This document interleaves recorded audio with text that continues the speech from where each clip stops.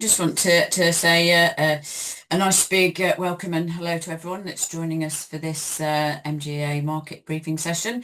Especially it's the first one of our new season. So yeah, so there are other seasons I believe starting at the moment, but this is I like to think far more important.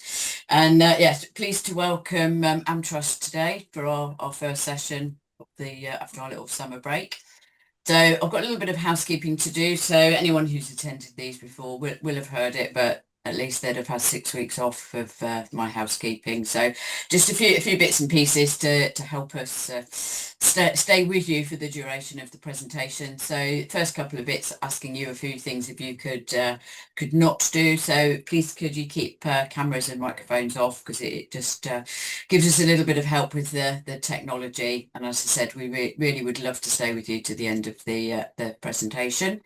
So yes, that's a polite ask not to do that, but my usual ask for you to do something is questions. So please ask your questions as we go through the presentation. So pop them into the chat. What we may do is pick them up as we go along if it's a relevant and pertinent point to look at that question, but failing that, we'll cover them all off at the end. So please don't wait to the end. If something comes to mind, pop it in the chat, and we will see the question pop up there. So other things to just let you be aware of is that the session is accredited by the CII for CPD. So if it meets your training needs, you can pop that in your training log. And I think in terms of all the do's and don'ts, that's completed. And also another polite ask, what we will do is the session is recorded. I think Zoom is very, very efficient. It lets you know that. We're recording it, so what we'll do is do a quick edit afterwards and then send you a link with the copy of the slides and also access to the link. So if you want to review any of the content or share it with a colleague, you can do. And also in the link, I'll put a link to the feedback survey, which it would be most appreciated if you could spend a couple of minutes giving us your feedback on this session, but also your thoughts on what other topics you might want to see in the future. So that's my bit completed, you'll be pleased to know. So really happy today to have AmTrust International with us, and I'm going to hand it over to Bruce Whitney, who will introduce himself and his co-presenters. And yes, over to you, Bruce. Perfect, thank you, Alison. Alison, is there anyone waiting in the waiting room? It looked like there were a few people. They're on the way to join us in a minute. On the way, okay, good Yes. stuff. Then I will do my own welcome to everyone. Thank you for attending today. My name is Bruce Whitney. I am the CEO at AmTrust Specialty Limited, which is our UK entity. We have various insurance entities, but I represent the UK entity headquartered here in the City of London, just opposite the Gherkin. And we've been a member of the MGA now for a couple of years. This is the second of these that I've done. I think 2 years ago I did a presentation. Some of you may or may not have been on that. And I wanted to sort of use the opportunity to speak to you again. I think the timing works well, particularly in advance of the capacity exchange event that the MGA is hosting on the 17th of September. So we're going to be there in attendance as well. So it'd be good to catch up with anyone face to face at that time. Just a little bit about how I'm going to do this. A little bit about me. So as I say, I'm the CEO at AmTrust Specialty Limited. I've been in this role for about a year and a half. And prior to that, I've been CEO since 2019. So I actually hold two roles within the company. I'm CEO and for my sins, CUO. My background is warranty. I'm a warranty insurer by trade. I was with Domestic and General for a number of years, working in various parts of their operation, both within the UK and overseas. I then had 14 years at AIG in various regions of the world and across various product lines, but predominantly warranty and affinity lines of business. I then was active underwriter at ANV, a Lloyd's managing agent, for a couple of years before ANV was bought by AmTrust in very late 2016, and I've been with AmTrust since then. So that's about me. Just based on what this presentation is due to cover, and as Alison pointed out, this does go towards your CPD hours, so make sure you log those accordingly. But learning objectives, really wanted to just give you a bit of understanding about who we are as an organisation, what core lines of business we're in, and our approach to the sort of MGA space. We try to think about what could be helpful, looking through as an insurer, looking through our lens at the MGA market. And so I've got a number of my colleagues are going to also attend this. The first is Mark Hurd, who's a conduct risk officer within my organisation, and Mark is going to talk a little bit about the regulatory environment from the perspective of consumer duty, and just some of the things that we've learnt over the last couple of years that consumer duty has been in place that we think may be helpful to you. The second person is Dan Sexton. Dan is our head of risk governance and sustainability. We do a piece of work every year, and we've just completed for the budgeting for 2026, which is a pastel analysis which looks at external influences on our business, be they and it's an acronym: political, economic, legal, technological, environmental, etc., etc. So Dan is going to hopefully bring some thinking of the regulatory outlook and some of those sort of external influences on the business, and how we're thinking about them as an insurance company, and how we think that they're relevant to you as MGAs. And then the third colleague is Steve Moore. Steve is my head of professional lines on the underwriting side. And we wanted to kind of give the insurer perspective of what makes for a successful partnership between us as the insurer and you as the MGAs. What do we look for? What do we like? And we think that's particularly relevant as we are, a lot of talk about soft market conditions, capacity withdrawing from the insurance market in certain lines, and how do you as an MGA want to be positioning yourselves to kind of make sure that that capacity that has been reduced sticks with you, and you have insurers that sit behind you who are going to provide you with consistent support and capacity, through the cycle back into the hard cycle, as we hope. And having Steve talking about that, I think, is particularly relevant. Steve on the professional lines side, and PI in particular, is probably seeing that more than anyone out of the business that we write. That is the line of business that we're seeing the softening market conditions most significantly. So a bit about AmTrust Financial. We're a group company. We're privately owned. We're US headquartered. We have around 6,500 employees across the world. We write just shy of $9 billion of gross written premium, nearly $6 billion of net earned. We write a combined ratio just under or just over 96.5%, 96.7%. This is 2024 financial highlights, and we're very much focused on predominantly SME type entities.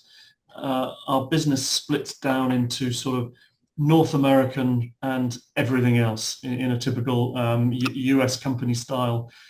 So we have our US company, and if you look at this this pie chart down in the bottom right-hand corner of your screen, you'll see that 66% of what we write, so that's nearly $6 billion, is in the sort of commercial property and casualty space. That's predominantly workers' compensation, so sort of employer liability. Very big player in that on the SME side in particular, and a lot of package business for SMEs, property, cyber, etc. that sits alongside that. We then have this part of the US business, which is warranty and specialty, very much in the DNA of AmTrust. It's sort of at the heart of who we are as an organisation and where we came from and how we started. So that's another, 18% of nearly 9 billion. So we're talking sort of about $1.5 billion of dollars worth of warranty business being written in the US. And then this 16% is AmTrust International. So everything outside North America is about 1.2, $1.3 billion worth of premium being written across the world outside the US.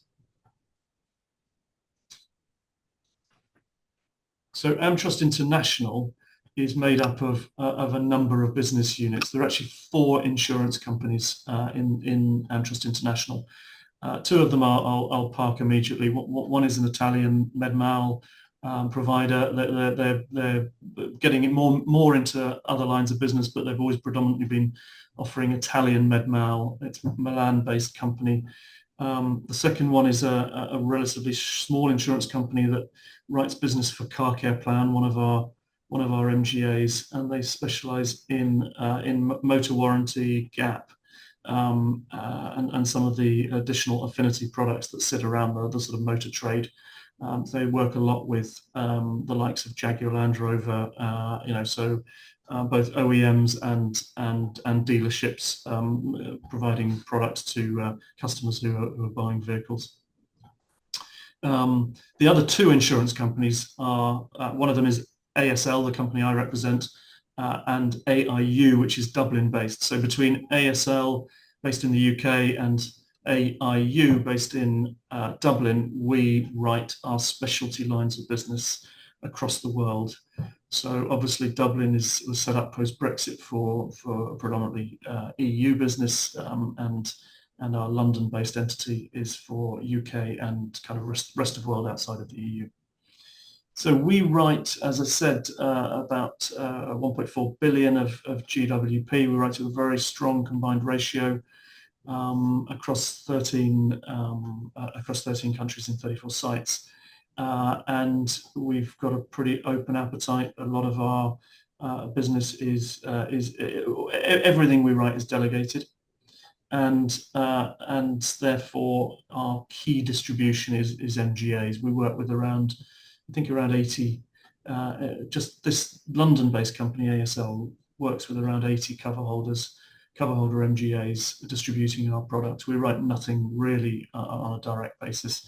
So delegation is very much kind of in our blood. We're set up for that. We know what we're doing. We hopefully make us a strong partner for the MGA market.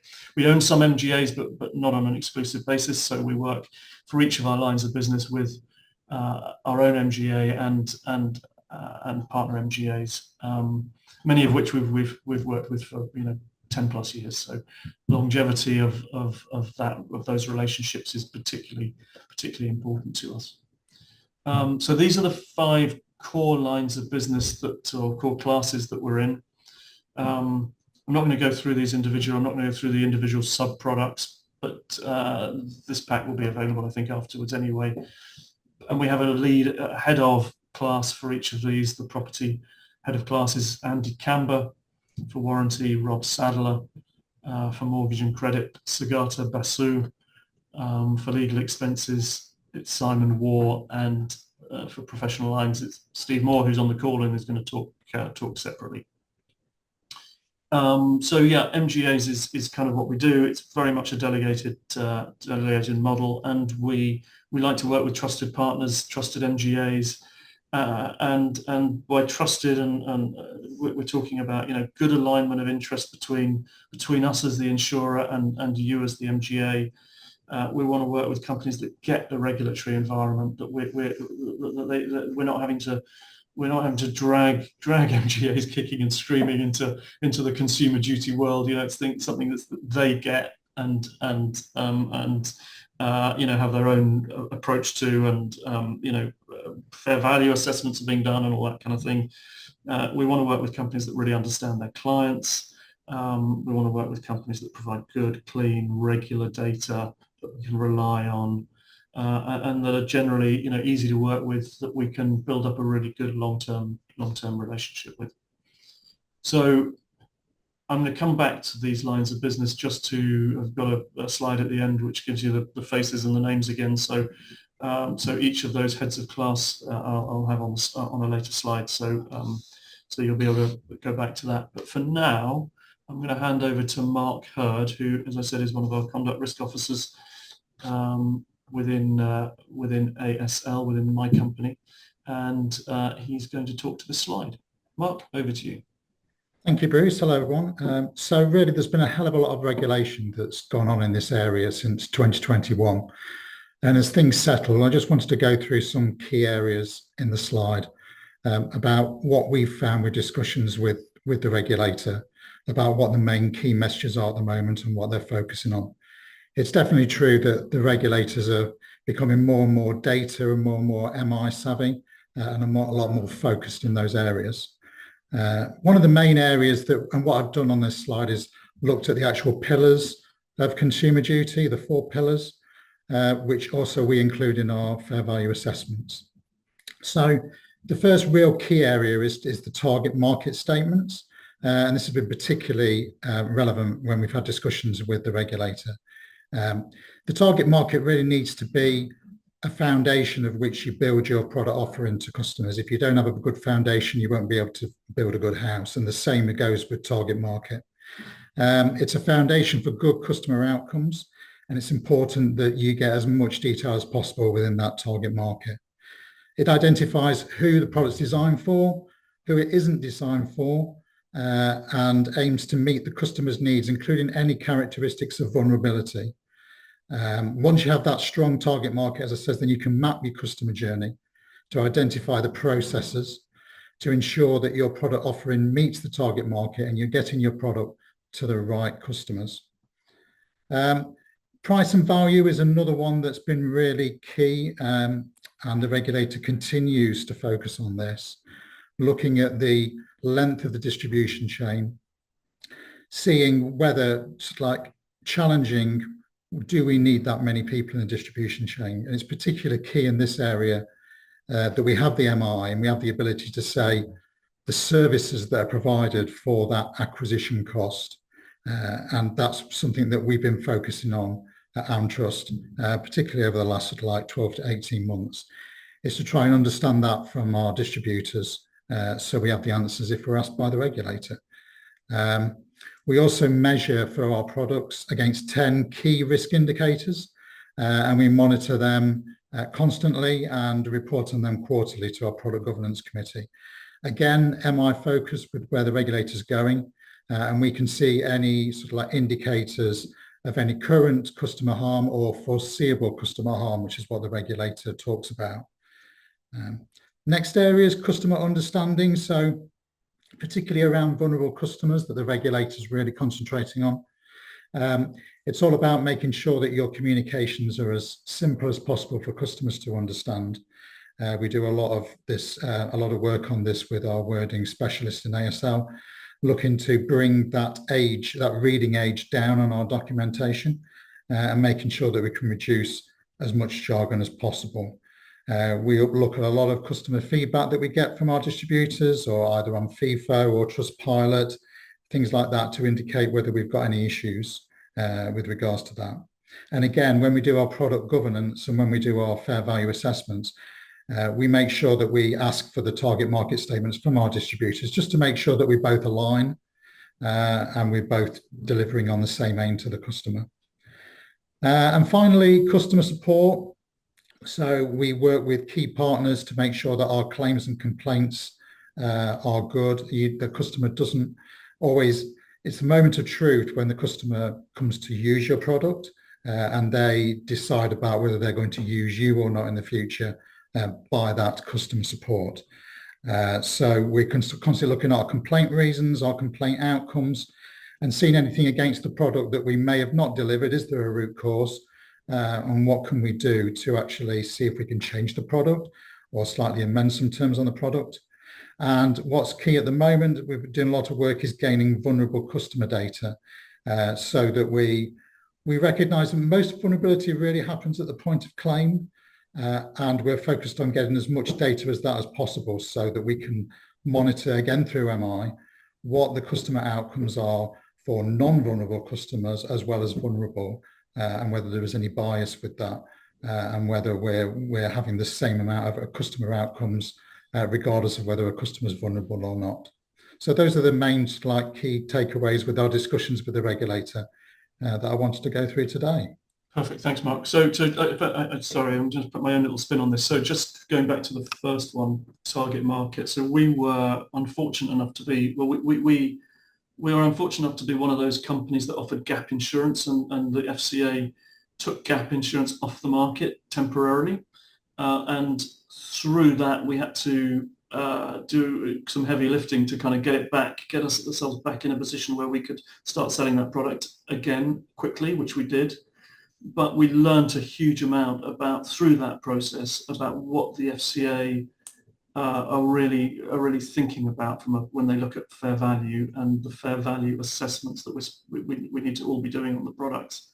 And what became very clear was that the way we were approaching fair value assessments for the target market wasn't up to scratch from their perspective.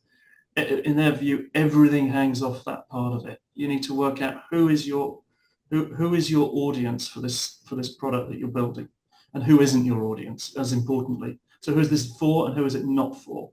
And you need to set that out. And it's not just it's for everyone. It's the age groups that you expect. It's the kind of customer segments that you would expect this product to appeal to. You need to be making sure that the product is as valuable to each of those, or at least that you've identified why it might not be. Really a huge amount of work, I think, needs to go into that. If you get that bit right in your fair value assessment, then I think a lot of the rest of it just will hang off that and be and sort of look after itself. The second point I wanted to make is that pricing and value section, which is this focus on acquisition costs. And just to reiterate the point that Mark made, this is about understanding, particularly for those products that have a long chain, which is many of ours, particularly in the warranty world. It's understanding who is in the chain, who is getting what money, what commission, and what are they doing for that money? And does that look and feel reasonable? Or are there participants in the chain that are getting paid and not actually doing anything? And that's really what the regulator is trying to bring focus on, and try and reduce the length of these chains.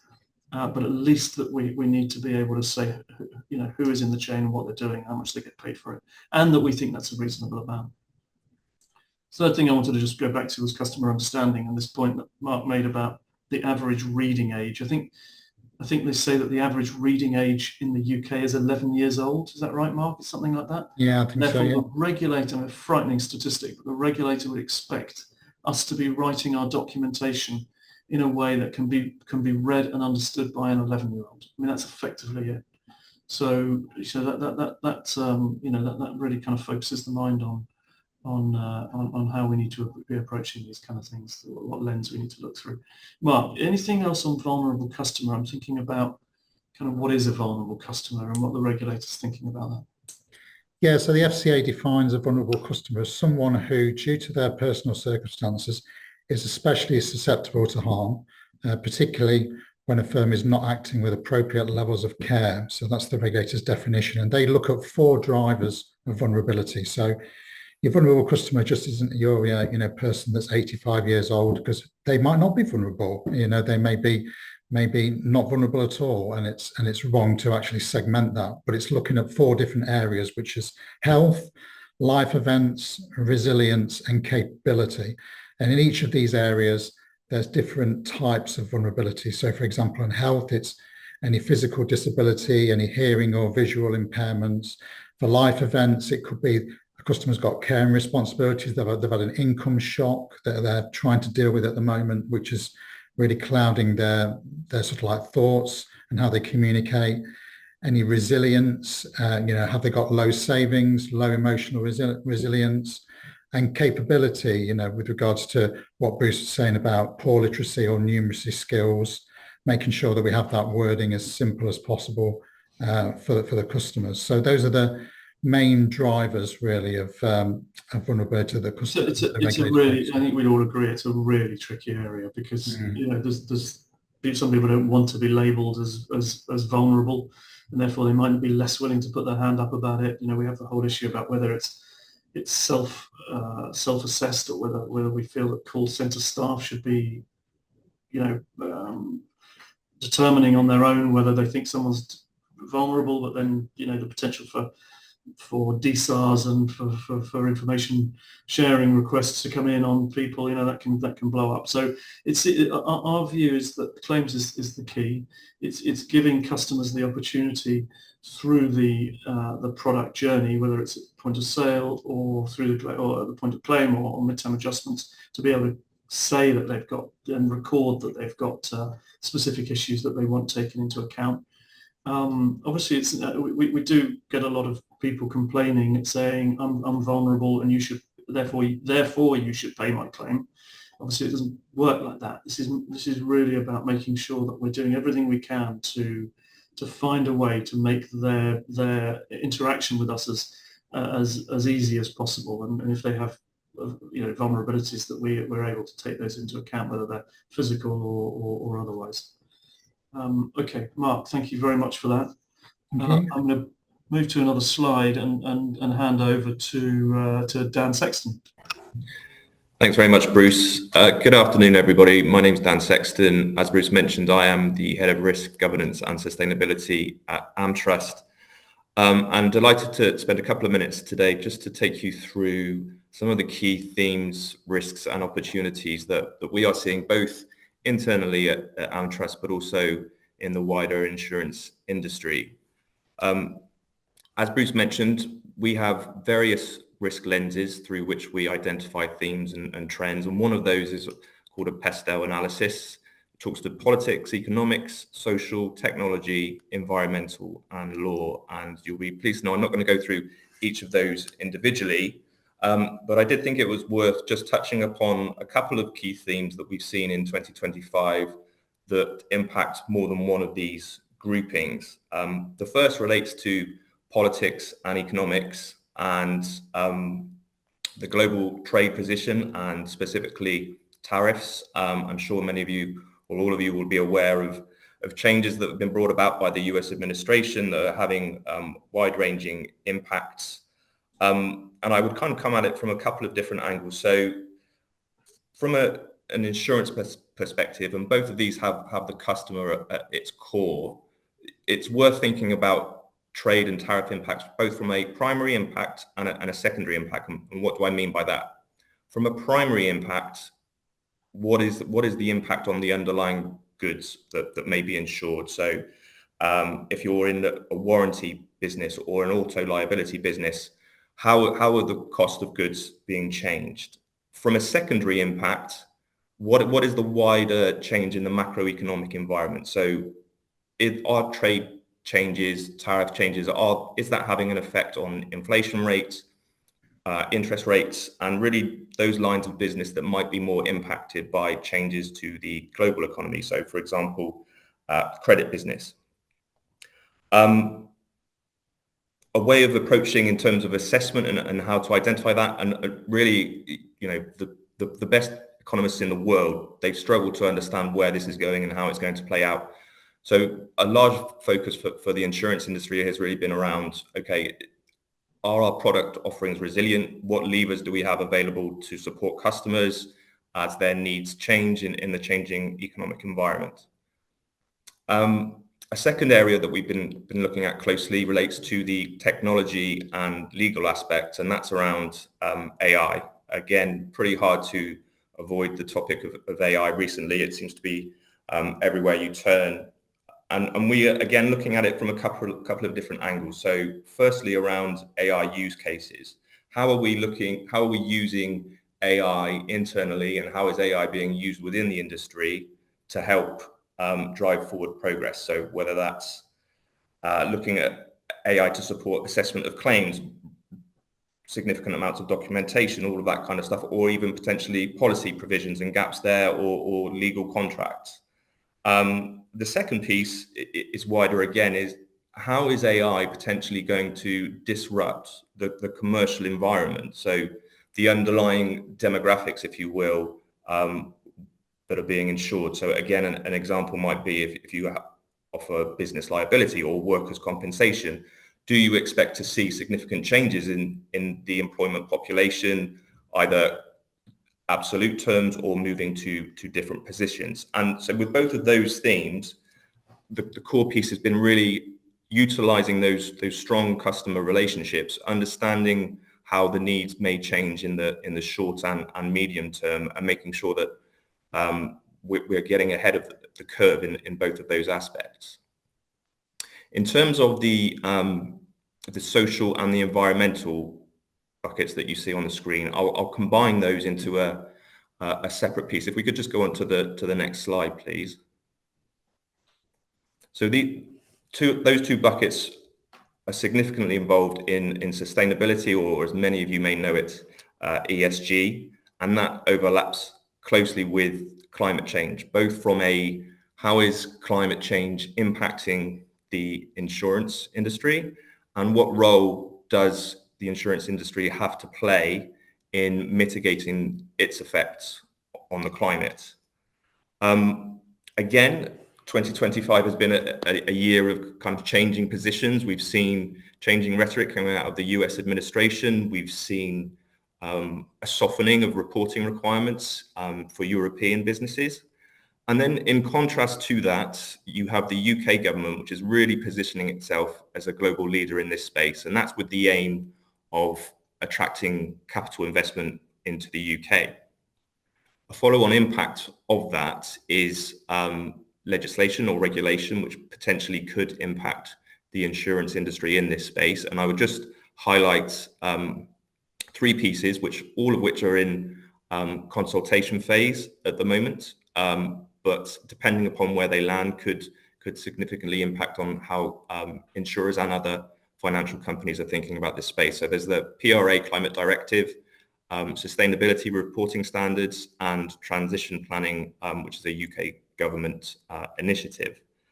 Throughout all of those, I would say proportionality is key. So those insurers with a bigger exposure to climate risk, whether that's via the underwriting portfolio and they're insured, or their investment portfolio, those insurers will be expected to do more. But certainly just worth monitoring that environment, because there is still a lot of uncertainty about the expectations on insurance companies. If we could go on to the next slide, please. And then, sorry, this one? Yes, thanks. Perfect. And then just to kind of touch upon from a commercial perspective how climate risk is being viewed. The insurance industry is really being held up as one of the key industries globally that can support its clients and stakeholders in the climate change transition. One of the reasons for that is that we continue to see a very significant gap between economic losses and insured losses that are arising from NatCat events or natural catastrophe events. How that gap is bridged is subject to debate, but what we are seeing is calls for greater cooperation between public and private entities. For its part, the insurance industry is undertaking a range of different initiatives. One of those is around new product development. Some of you may have heard of parametric insurance, which is a recent introduction to the insurance product suite, but is gaining in popularity very quickly. This is a product that is event focused rather than loss focused. So if, for example, a wind speed is hit and coverage is assigned to that wind speed, the policy will pay out. The second characteristic of these kind of products is that they have a very quick turnaround time in terms of payment, which is often severely needed after a NatCat event. You also have, obviously, as renewable energy needs continue to grow, you have coverage requirements for those. And alongside that, you also have policy development in areas such as carbon credits, an area which continues to grow, where investors need confidence. So insurance around the purchase and sale of carbon credits is another example of just where the insurance industry is pushing forward. And then finally, just on to turn to AI again, an interesting facet of it is there's a lot of hope around how AI can help drive progress in the area of climate risk and climate change. However, there's also a recognition that AI requires a heck of a lot of power or energy consumption, and how do we as an industry approach that? How do those two pieces dovetail going forward? Finally, bear with me. Sorry. Finally, just as a shameless plug, if anyone is more interested in understanding more about how AmTrust approach this topic, then our 2025 Business and Sustainability Review is available on our corporate website via amtrustfinancial.com. Great plug. Thanks, Dan. Steve, I'll hand over to you. Thanks, Bruce, and thanks, Dan. That was very informative. So yeah, my name's Steve Moore. I'm, as Bruce said, the head of financial lines for AmTrust. I work across AmTrust International, so both the London and the Dublin office, for all financial lines related products that we offer. I've been lucky enough to be an underwriter for 35 years now in professional lines, which demonstrates quite a commitment to a long tail type of business. But hopefully what I say is not so much PI focused, but certainly MGA focused in terms of what we look for across all our product lines, to be fair. And I suppose in no particular order, the first one is around, and probably one of the most important ones is around quality of data. And what I mean by that is things like a proven history of underwriting the class or being involved in the class, a proven history of having a loyal customer base, for example, you know, proven history of profitability as well, because we, you know, that's what we like, but reasonable profitability as well. You know, long tail, for example, understanding what the data commitments for long tail business might be. It's not just about loss runs, it's about triangulations and things like that, some more technical aspects of it, but something you've got to get right from the beginning, because if you can't create that report, you know, or it's very difficult to create that over time. So quality of data is very key to getting this over the line. There's some sort of minimum expectations that we require as a group when we gather the data, which, you know, helps us process our customers and make sure we're dealing with our claims fairly, for example. And quite often we'll follow Lloyd, I don't know whether everyone's familiar, but Lloyd's Bureau processes, etc. But we also look at the type of data that, if you're using a TPA, that we get from that TPA, so we can assess our customer journey and make sure that that is appropriate. Data on complaints, for example, as well, is very important. So yeah, number one, quality of data. Number two, strong presence in a niche market. So AmTrust, what we're looking for is people that have a strong presence in a particular market. We find that as an insurer, we can underwrite it and represent our customer far better if we're in that sort of niche space, because the MGA understands their client. They're able to offer, you know, maybe bespoke wordings. It might be preferential rates for certain sectors. Also that they know they're able to articulate what they do and what they like and what they don't like from a customer journey perspective, and why they don't write certain things. So that all helps with that side of it. I think importantly, MGAs and insurers look for an alignment of interest, and that's, you know, generally at class level. So it might not be something that I currently do, but it relates to professional lines, for example. What we're not saying is that, you know, for example, we don't write a certain occupation, that we're not going to write it if someone brings it along. But what's key is an alignment of our interests, including how we represent our customers, how we produce the data that's coming out the back of each deal, that they understand a regulatory environment with a customer, which is another key. We look to make sure that the MGAs that are presenting this risk have a real understanding of what the regulatory environment looks like. And I think Bruce mentioned it. What's the distribution channel like? Is it long? Is it short? Are there people earning money that shouldn't be earning money because they're not doing anything? Is it a vulnerable customer journey? Is it fair value, etc.? So all these are important areas, and some of it we undoubtedly help people through that process as well, through our experience. But having a good understanding of that environment before you present is very important, and which all leads into strong focus on the customer outcome. And I think it was mentioned that we sell in insurance, we sell a piece of paper, and that paper is not really until we get a claim, and that's the time that we're tested the most. It's just the nature of what we sell, and we have to demonstrate that outcome for the customer is fair, that we assess that correctly, that our wordings are up to date in the market, representing fair value, etc., that we've understood the chain that customer has to go through, the whole journey, etc. So if we go on to the next slide, so this is really, I reached out to one of our MGAs, and they were nameless, but it was, I didn't ask for a good testimony or a bad testimony. I just asked what we do, what they think of us, really.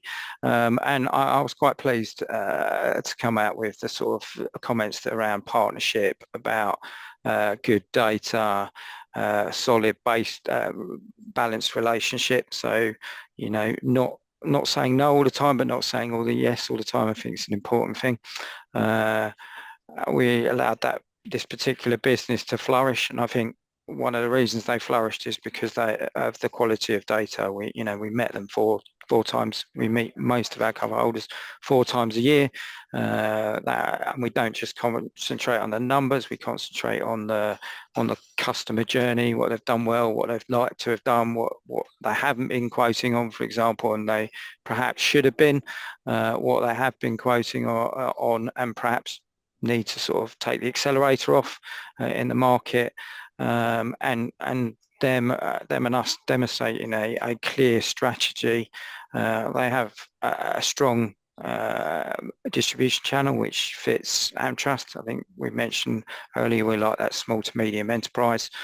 We think that gives us a lever. We think their customers are generally quite loyal as well, and that working together. So whilst we see each other 4 times a year, I'd say we see each other every month, and they've been a customer of mine and AmTrust since 2016. So pleasing, but pleasing in the way that they came out with the key areas that we've discussing, that whole partnership, mutual respect, data, all follows on from that, really. So I think that's it from me. I think, Steve, another shameless plug for not just the company but yourself. It sounds like, no doubt, yes, mentioned indeed. it for your appraisal. Okay, lovely. Thank you very much. Thanks to all of my presenters. Just a quick recap, thinking about the CPD element of this. So again, the insights that we were looking to get across was an understanding of the AmTrust business and what we write, looking at the risk and compliance landscape, global priorities, how they're changing, and the impact of things like the regulatory environment, but also technology and some of the environmental legislation coming down the line that we got from Dan, and then finally from Steve, just trying to give an insight from an insurer's perspective of what working with a successful relationship with an MGA looks like. I said I'd include a slide so that you have some of our faces. These are also on the AmTrust International webpage, but I assume, Alison, that this presentation gets sent out as well to attendees, or at least it's available. But kind of probably most importantly, down the bottom here are my 5 core specialty lines of business, the heads of, and Irena as well from an AmTrust Italy perspective for the business that they write in that part of the world. And then finally, getting in touch with us, we have our business development team headed up by David Nolan, and the 3 people working for David, Mercedes, Nick and Hannah, who will all be at the MGA Capacity Exchange on the 17th of September. So that is probably a good place to stop and ask if there are any questions. Thank you very much. And yes, to confirm, the slides, copy of the slides will go out with the link to the recording, so all the contact details will be shared as well. And good news is we do have a question. So it's a question looking very much into the future. So looking at AI, ESG and regulatory shifts, and saying, yeah, all these are making waves at the moment. But what emerging trends do you believe will be the most significant to shape insurance over the next 5 years? I can probably have a shot at that one. I think if forced to choose, it's hard to get away from the impact of how much AI could potentially change the insurance business. However, I'd also position it, and as I kind of referred to this previously, it's really around how do the emerging themes that we are seeing interact and overplay with each other. There's often conflicting priorities with some of these risks, and really what we're seeing is a general desire across insurers for consistency as an industry to tackle some of these. So AI would definitely be a key one, but the consideration of how it impacts with the others alongside that. Yeah, I think AI is obviously the obvious one, but hopefully we know we're a people industry, and hopefully long may that continue. But inevitably, companies that find the best way of using AI they're going to be ahead of the game, and that's kind of the obvious thing to be watching at the moment. I'm trying to think from a product perspective, Steve, if there's anything you're seeing that's sort of a trend, an emerging trend. Yeah, I mean, some of the things we've seen certainly from AI use in claims in our and some of our customers, like in stock taking and accounting, etc., are very useful tools. But one of the concerns is over-reliance. So not checking it effectively, just relying on AI to spill out the correct result every time. And that's why it will remain a business of people. But undoubtedly they will replace the sort of the real sort of calculating aspects of the role. But someone always needs to check it and make sure it's relevant. The human element to it. Yeah. Okay. Thank you, Alison. Yeah, thank you. I suppose just one last question. If anyone has got any questions and they're mid typing, it will give them a chance to finish off. Just to say a question, I suppose, from the MGAs. We've sort of looked in terms of the future, in terms of 5 years, but if you had to predict what the headlines might be at the end of next year, what do you think the focus might be? Gosh, I guess it's the uncertainty, isn't it, at the moment, that we're all suffering around the sort of the potential for another financial crisis, and the impact of the uncertainty with tariffs and that kind of thing. I think is the thing that sort of drives most people's current thinking, and the affordability problems that we've seen in the past, and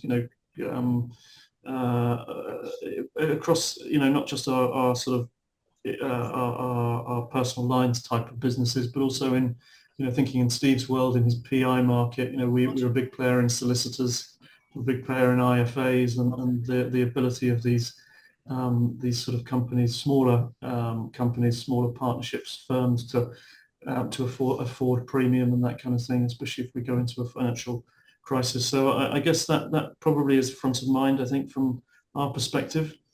The soft market environment that we're in at the moment is one we, particularly in professional lines, is one we're looking to kind of ride out. And we've been through, those have been through hard markets and through now into a soft market and trying to maintain a market share in the lines of business that we're in. And so as we come out of that soft market cycle, hoping to have enough business to sort of build off. We're very much a company that doesn't want to be getting in and out of lines of business. We want to stay in them, and we will ride those cycles out. And part of that is about making sure we're not greedy through the hard cycle, and making sure that we look after our customers and keep them close to us so that they stick with us through the soft cycle as well. I've probably gone off on a tangent there, Alison, and haven't answered the question, but no, that's perfect. Thank you. We have got another question. So this one is, when assessing a new MGA relationship, are you also considering expected GWP they are likely to write, especially in respect of your own expense associated with managing the relationship? Yeah, I mean, inevitably we're looking for a smaller number of larger deals, larger MGAs. The frictional cost of doing business through the delegated model now, with all that regulatory focus, means that it can be difficult to make enough money from a smaller deal when you're having to do the fair value assessments and the due diligence and the annual audits, etc., etc. So to some extent, size is an important component of deciding who we want to work with. But then we have the challenge of the small acorn into mighty oak type scenario, where we're willing to back those companies that we think have the potential to grow and not be kind of walking away from them early on. So definitely a consideration, but one that we approach sort of on a sort of taking a reasonable approach, I think.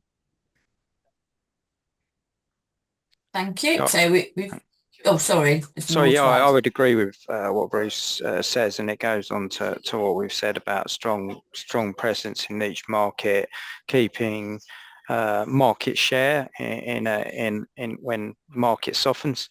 If you've got lots and lots of customers, it's easier to assess profitability, etc., and that cost of keeping that customer. So the smaller it is, the more difficult it is to do that, unless it's very niche-y. Thank you. I say before I cut anyone else off, is that you're happy with your response? Nothing further to add to that question. No, that's it. So yeah, so what I will do is just say thank you. So if anyone is typing, we've got 5 minutes left, so we won't suddenly disappear. But yeah, so I wanted to a big thank you to all our presenters, to Bruce, Steve, Dan, and to Mark. So yeah, thank you very much. It was really informative and gives us plenty to think about. And yes, so thank you also to everyone who's attended, and hopefully I will see you all again at a market briefing in the future. Perfect. Just double check. I think we have no more questions to answer. We've given people 5 minutes to have a quick break for the next meeting. Lovely. Okay, thanks. Cheers, everyone. Thank you. Okay, thank Nice to see you. you. Thank you. Bye.